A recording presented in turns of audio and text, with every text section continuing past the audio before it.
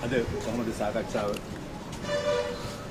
විශේෂයෙන් රනිල් වික්‍රමසිංහ ජනාධිපතිතුමා ගේ ප්‍රධානත්වයෙන් කෘත්‍යාධිකාරී මණ්ඩලය මාර්තු මාසයෙන් පස්සේ අද දින රැස් වුණා.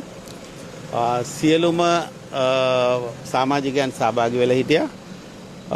විශේෂයෙන් යෝජනා කරපු ප්‍රධාන කාරණා කීපයක් තියෙනවා. එකක් තමයි සාකච්ඡා වුණා කොහොමද ඒකාබද්ධ සියලු දේශපාලන පක්ෂ සමග එකට ක්‍රියා කරලා මේ රටේ තිබෙන ප්‍රශ්න අවසන් කිරීම සඳහා ක්‍රියා කිරීම පිළිබඳව. ඒ වගේම එක්සත් ජාතික පක්ෂයේ කෙසේද 80 වෙනි එක්සත් ජාතික පක්ෂයට 80 වෙනි සංවත්සරය එනවා සැප්තැම්බර් මාසයේ 6 වෙනිදා.